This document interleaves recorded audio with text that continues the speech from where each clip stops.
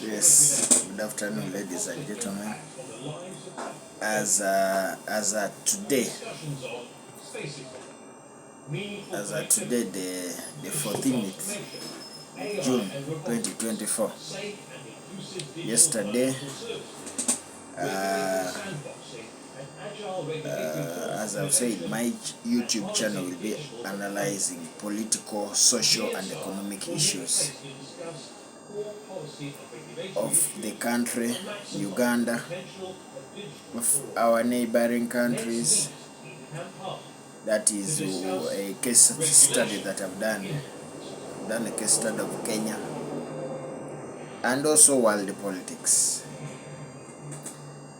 I will do deep analysis on socio-economic and political issues affecting our society, and also discuss trending stories in the country that you may not find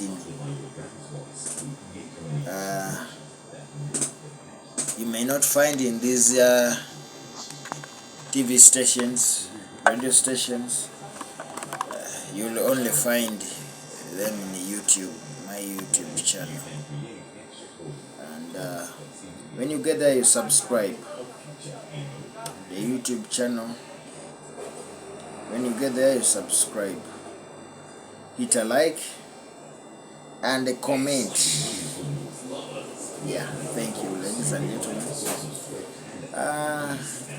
Let me go straight to the points that I need to put across. This is about the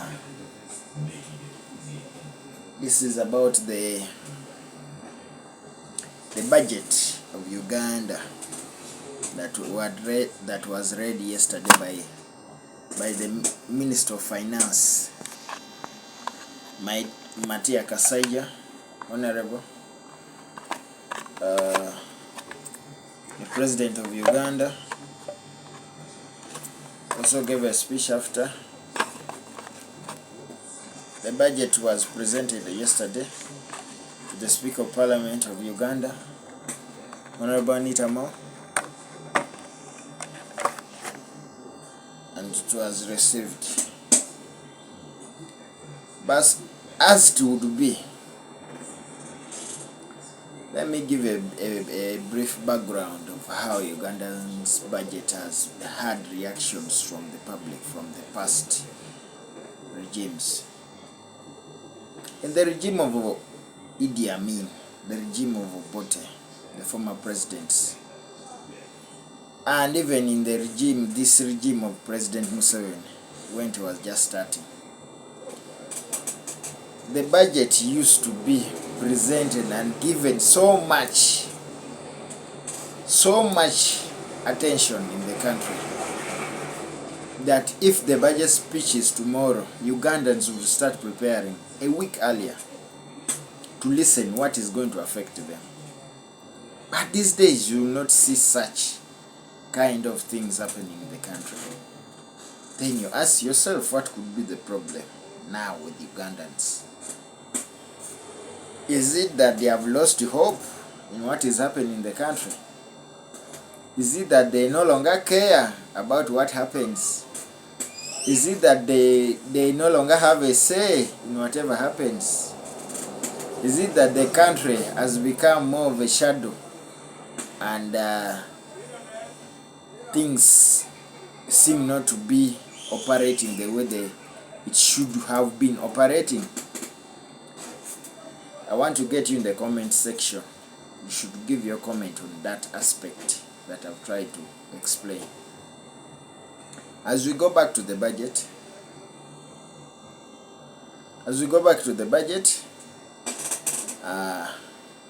the budget was read by the Minister of Finance,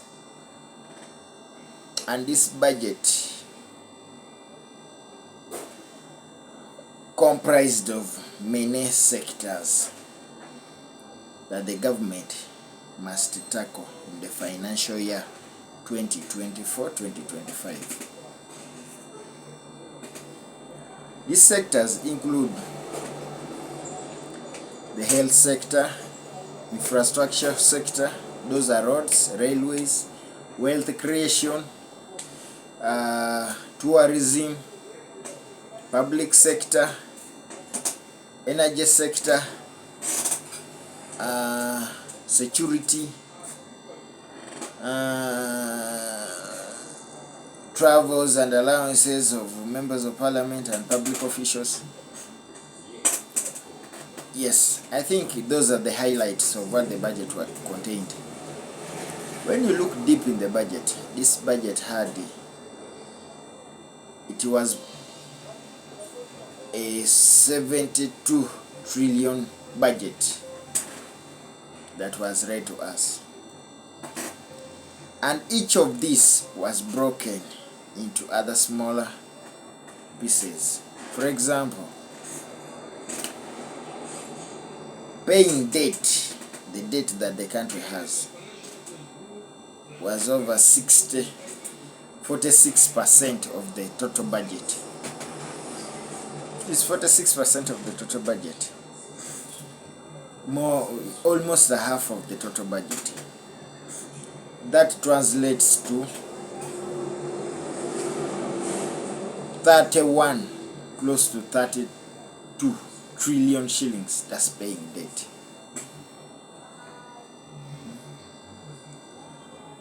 When you get 31 trillion shillings, that goes to debt. You combine with the 10.5 trillion. This one goes to waste, corruption by public officials, mostly corruption. This is corruption, 10 point something. The total, now that total we have about 42 trillion shillings. 42 trillion, and we have a budget of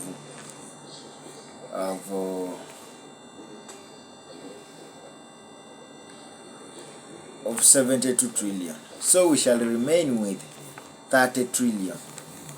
On the 30 trillion shillings we are remaining with, peace will take 9.1 trillion. That is security. Health is taking 10.5 trillion. Infrastructure is taking 4.9 trillion. Wealth creation taking 2.6 trillion.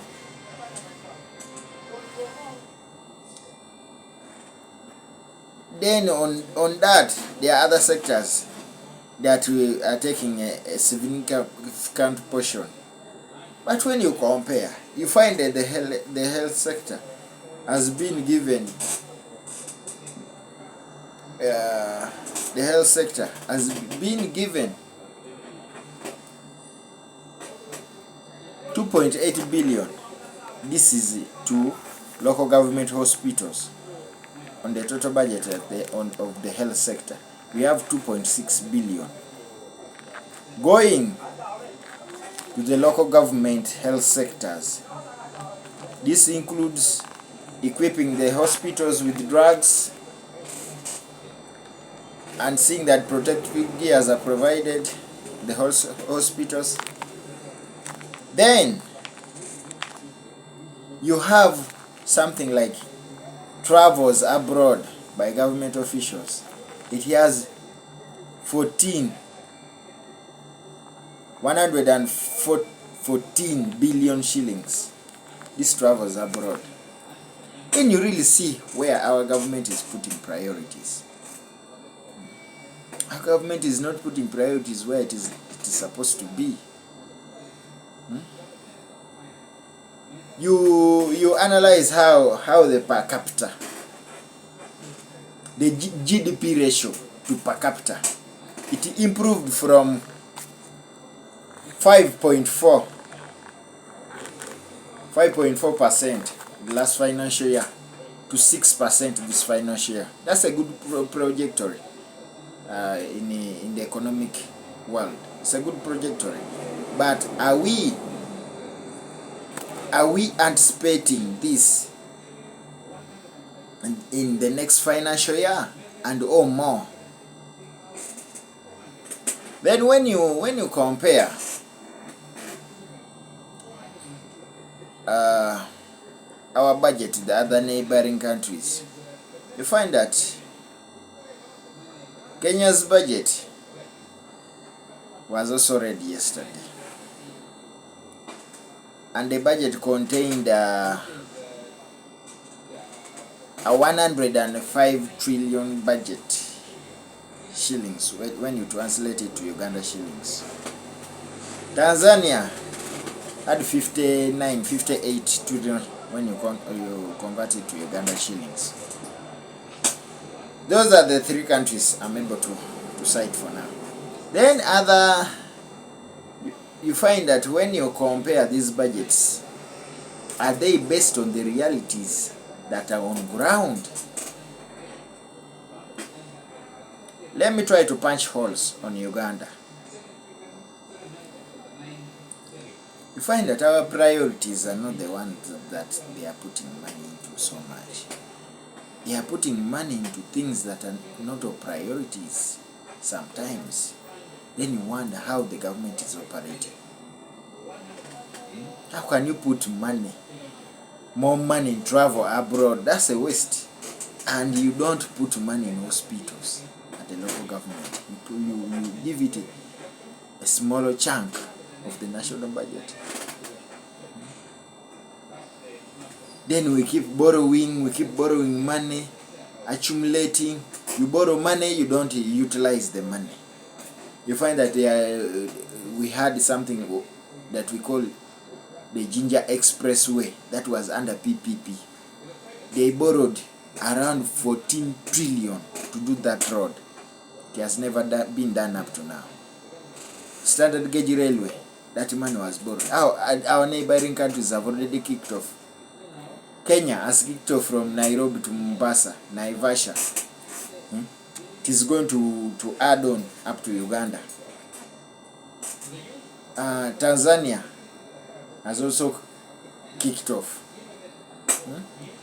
At Uganda, how are they implementing these programs they bring and the projects that they launch always?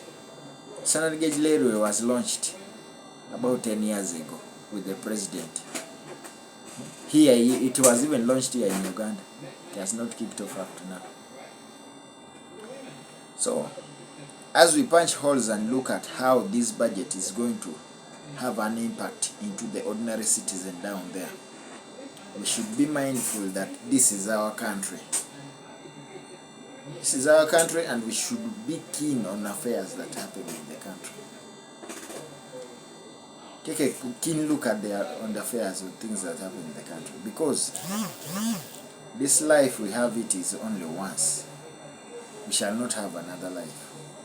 So we must use it critically. Yes.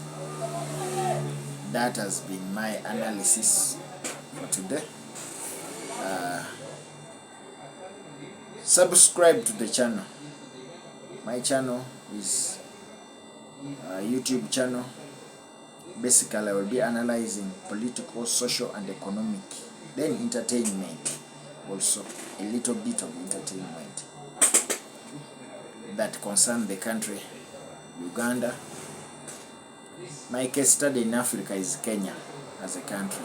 I will be analyzing Uganda, Kenya, but case study in Africa, Kenya. Uganda is my home country. Then also I will be hitting on the trending stories, be it politics, be it entertainment, be it sports. I'll be hitting now and then trending stories. That I will be giving updates on every video that I upload. So in order for those updates to be given, hit a like on my YouTube channel, subscribe, and comment on my video. And you can also say where you are watching the video from. Thank you. Good afternoon to all of you.